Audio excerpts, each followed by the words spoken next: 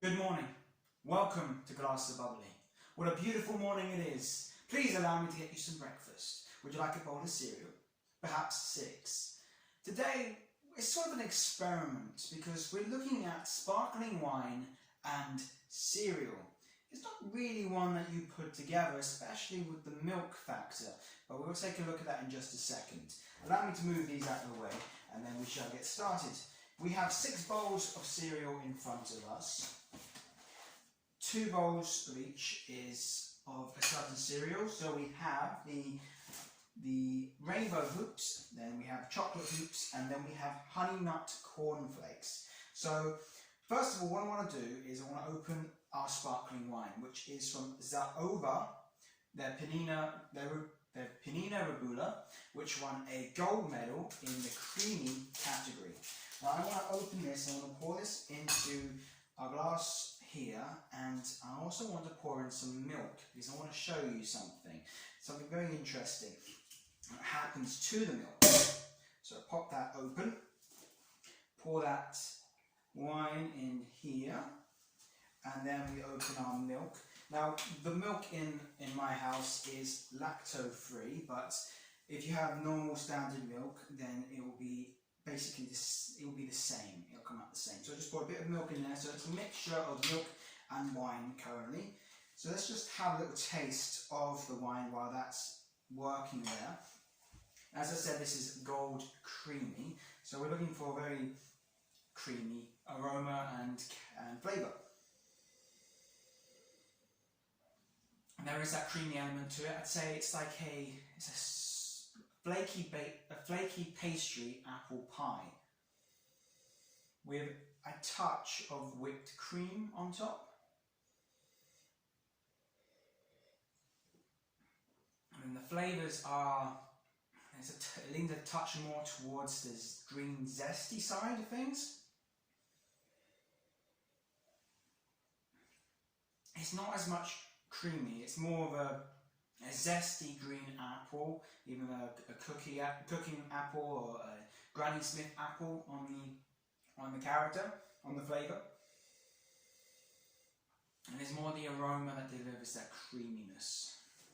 Well, let's just put that aside for a second and look at our cereal. While this is still working, I can see it's working, but we'll wait till it's finished. So cereal and sparkling wine is a very interesting one because I'll tell you now, when you add sparkling wine to milk, the milk will curdle, which means that the milk will change from a liquid into a solid, which when this is done, I'll be able to show you close up. So I have my cereal in front of me, and what I want to do is I want to add some milk to the first lot, and then I'm going to pair those with some sparkling wine.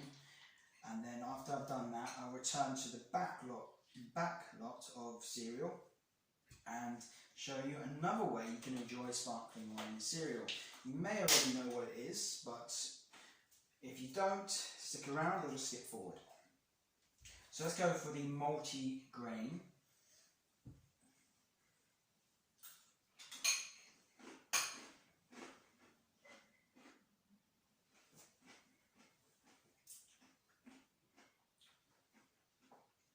Okay,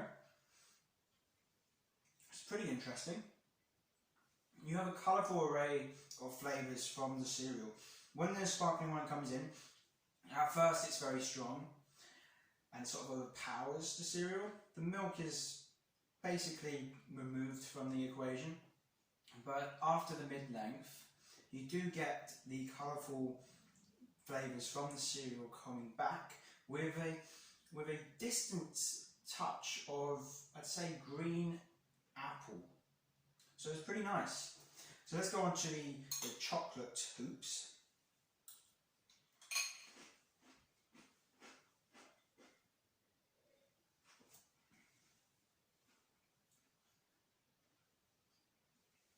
That was quick.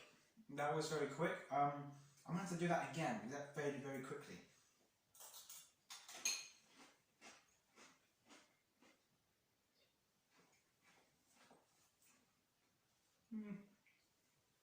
It's similar. The chocolate is prominent throughout. with this, the sparkling wine, it's a massive uphill battle, and I'd say you do get a touch of green fruits, but it is I'd say less than 5% of the flavour combination. So the chocolate hoops definitely take the cake, or take the cereal. So let's go on to the honey nut cornflakes.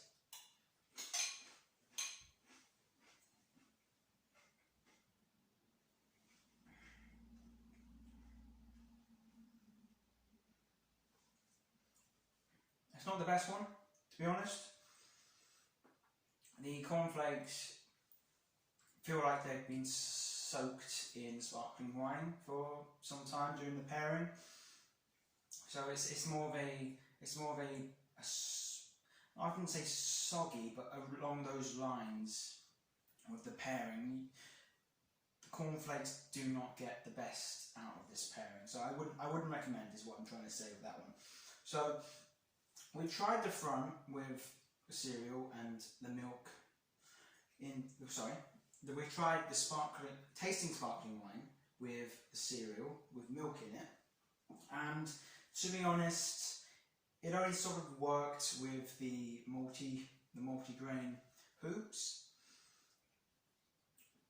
I wouldn't recommend the other two. So now I'm going to go to my second bowls of cereal, and if you've guessed already, I'm going to pour in sparkling wine instead of milk to see whether this is a good alternative to milk in the morning. Obviously, it means starting early with sparkling wine, and they say that around 11 o'clock is a good time for your taste buds. So sparkling wine is, for tasting sparkling wine, it's a good time, 11 o'clock.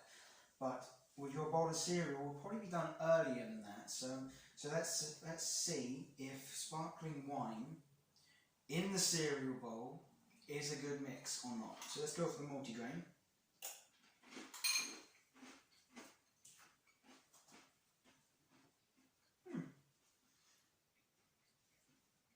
It's a touch similar to the milk pairing with a glass of sparkling wine, except that the cereal tastes sweeter.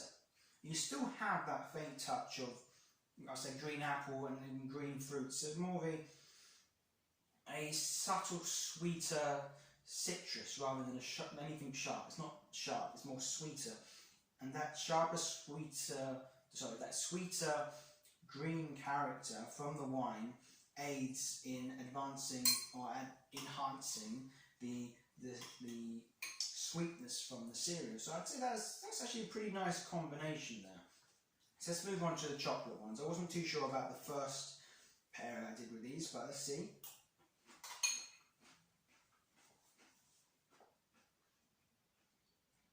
They're a lot softer, is what I'd say. The actual chocolate hoops feel a lot softer than they do in the multigrain ones. You still get a prominent chocolate character. I think it's going to be hard to match or even beat the chocolatey flavour, sort of tone that down. So the chocolatey flavour isn't very prominent. You get that subtle hint of green character, but I'd say it's around 5 to 6% of the overall character combination. I'd say it's a touch better than with the milk, if you want sparkling wine with your chocolate hoops. So let's move on to the honey nut.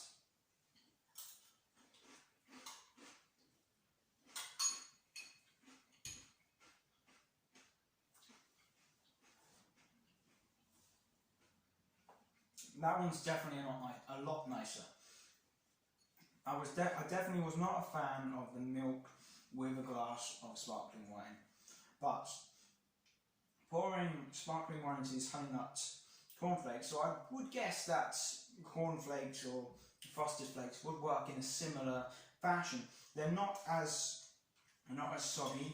You still get a nice, rich honey nut flavours along with the crispy cornflakes, but then you get more of an alcohol taste rather than a green character which the sparkling wine displayed. So I'd say that's a pretty nice one. It's a soft alcohol. It's not like you poured in rum and it's really strong and harsh. It's very soft, and I'd say one bowl of cereal would probably maybe get you into a tipsy state, or maybe just before that. It would definitely send you off in a jolly mood. So it depends how you wanna start your morning. But I'd say let's go back to our glass, which contains milk and sparkling wine. I think I probably got the mixture a touch wrong, but I can still show you, as it's not as clear as last time. But there is a little layer forming on the top from the milk. I tell you what I'm going to do is I'm going to do this again. I'm going to come back and show you properly.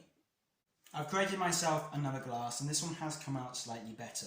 As you can see around the edge of the glass here, all these bits, this is curdled milk. So the milk has formed into more of a solid. I can't really tip the glass up to show you, but on the top you can see it definitely has that layer of curdled milk.